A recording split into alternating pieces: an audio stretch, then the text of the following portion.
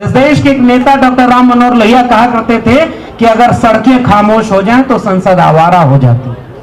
हमारे हाथ में कलम और किताब है क्योंकि हमारे पुरखों के हाथ में कुदाल फावड़ा और हल हुआ करता था। उन्होंने इस बंजर धरती का सीना चीर करके लोगों का पेट भरा और इतनी मेहनत की कि हमारे हाथ में कलम और किताब और हमारे साथियों के हाथ में वो जज्बा है कि दुनिया में अपना नाम रोशन कर सके। तो मैं सोचता हूं कि इस देश में वो नैतिकता कहां गई कि अगर आपके ऊपर कोई आरोप लगे तो आपको तो अपने आप पर छोड़ देना चाहिए। अगला कह रहा है कि अगर इस देश के प्रधानमंत्री गृह मंत्री कह दें तो मैं पद छोड़ दूंगा। ये वाला बयान उसने ठीक कर दिया है क्योंकि इससे यह साबित हो गया है कि उसको बचा कौन रहा था अब तक। कि जब देश को बचाने की लड़ाई कई अर्थों में हो रही हो तो हम उसमें शामिल होकर के हमें इस आंदोलन ने यह मौका दिया है कि हम अपने नागरिक धर्म को निभा सकें। इसके लिए हम इन आंदोलनकारी साथियों का समर्थन करते हैं और इस आंदोलन में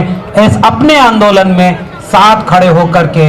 अपने वक्त के निजाम से लड़ने आए। और अभी बहुत कम आंदोलन ऐसे होते हैं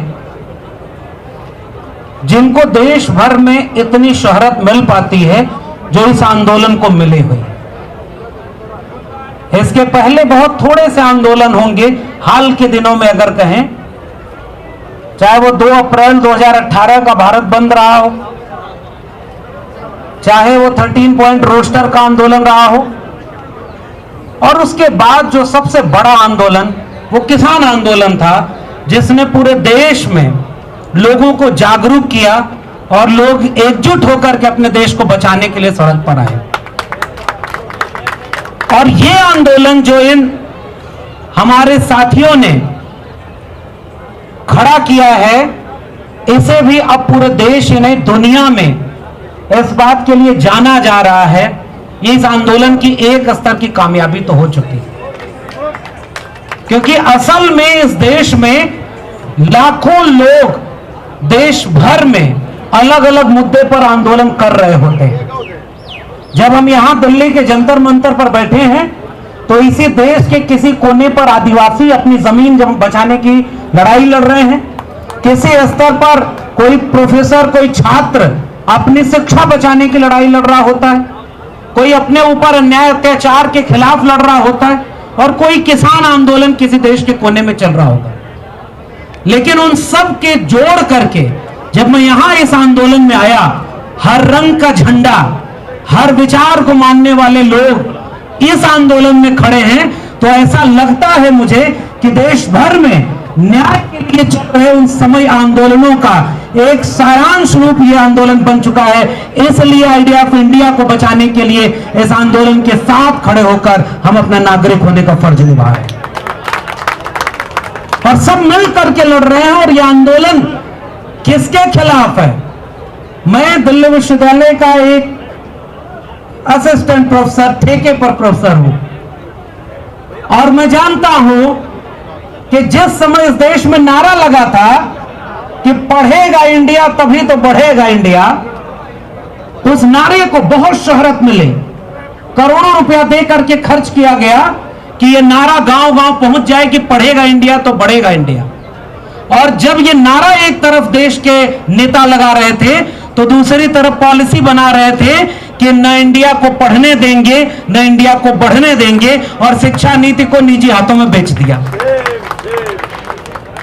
तो वैसे ही एक दूसरा नारा लगा था, बेटी पढ़ाओ बेटी बचाओ, और यह कहा गया कि हम तो वो देश हैं जिसमें बेटियों को हम, महिलाओं को देवी मान के पूजते हैं। और वो उसमें भी कुछ बेटियां, मैं अभी इस मंच पर खड़े होकर हाथ रस के उस बेटी की बात नहीं कर रहा। इसी जगह पर हम आज से 10 साल के आसपास हुआ होगा जब और हरियाणा की कोई बेटी के घर वाले न्याय मांगने आए या अलग अलग जगह पे होता, उसकी बात नहीं कर रहे। हम उन बेटियों की बात कर रहे जिनके अपने हुनर ने जब दुनिया में इस मुल्क का परचम लहराया तो इस मुल्क के बड़े निजाम ने उन्हें अपनी बेटी, बिटिया और क्या क्या कहकर के सम्मानित किया कि हमारे परिवार की बेटी है। तो बाकी बेटियों के न्याय की बात छोड़िए, जिन्हें इस मुल्क का निजाम हुक्मरान अपने नाम और अपने काम की वजह से जानता और पहचानता है। उन बेटियों ने जब अपने ऊपर हुए अत्याचार के खिलाफ आवाज उठाई तो वो जो नारा लगाया था बेटी बचाओ बेटी पढ़ाओ, उस नारा लगाने वाले लोग अचानक खामोश हो गए और बेटियों के साथ न्याय करने की बजाय उन्हें इस कदर प्रताड़ित किया कि अब दूसरी बार उनको यहां सड़क पर उतर करके अपने हक के लिए न्याय मांगने आना पड़ा है। तो भाई नारे पर विश्वास करें या उनके काम को देखें। एक समय इस देश में सियासत का ऐसा रहा कि कोई रेल मंत्री था और रेल की कोई दुर्घटना हो गई, जिसको रेल मंत्री खुद ड्राइवर नहीं हुआ करता था, रेल नहीं चला रहा होता था, लेकिन वो नैतिकता के आधार पर इस्तीफा दे देते थे कि हमारी वजह से हो सकता है, हमारी कोई खामी रही होगी कि वो दुर्घटना हो गई और हमें पद से हट जाना चाहिए। लाल बहादुर शास्त्री थे। मैं नाम लेने की बजाय कोशिश करता हूं कि उन प्रवृत्तियों पर बात करें, क्योंकि अगर उनका नाम लेंगे तो आज वाले का भी नाम लेना पड़ेगा और मैं नहीं चाहता कि इस मंच से ऐसे लोगों का नाम लिया जाए।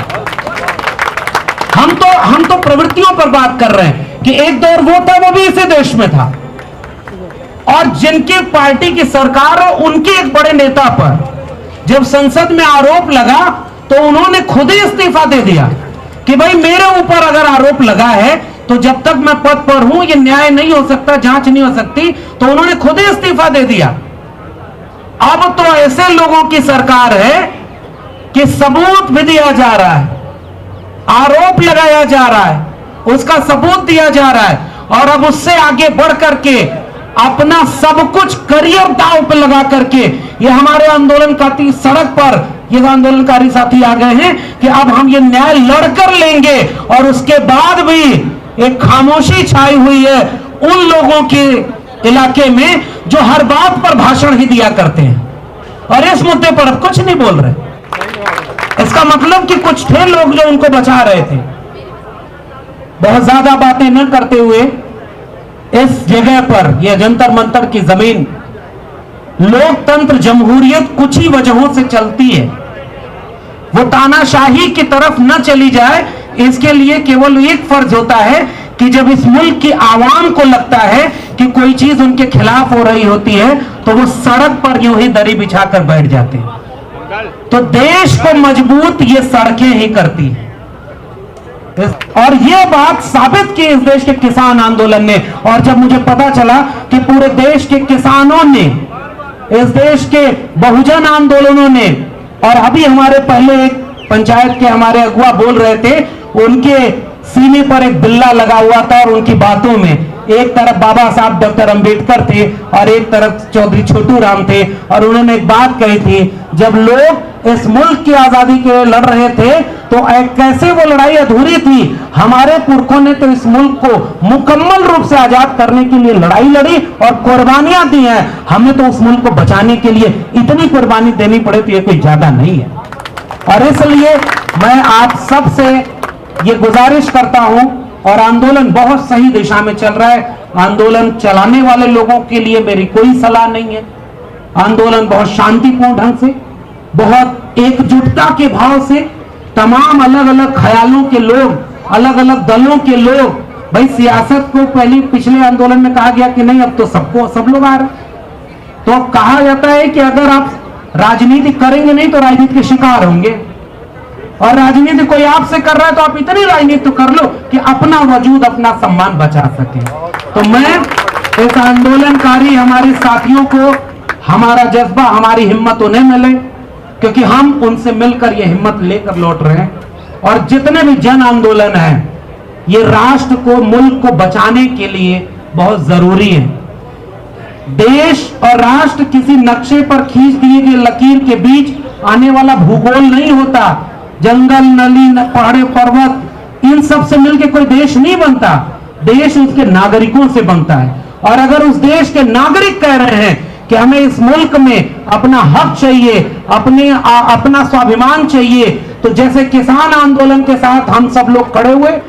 तो कम से कम जब उनके हाथ में ये सब हुआ, उन्होंने अपना हुनर दिखाया है, तो इस मुल्क की न्याय व्यवस्था और संविधान के ऊपर भरोसा करते हुए हम ये उम्मीद करते हैं कि आंदोलनकारी साथियों के साथ न्याय होगा। हम हर रोज इस आंदोलन में आएंगे, हम साथ खड़े होंगे और इस आंदोलन को मजबूत करेंगे, ताकि जब तक तोड़ेंगे नहीं तब तक छोड़ेंगे। बहुत बहुत धन्यवाद।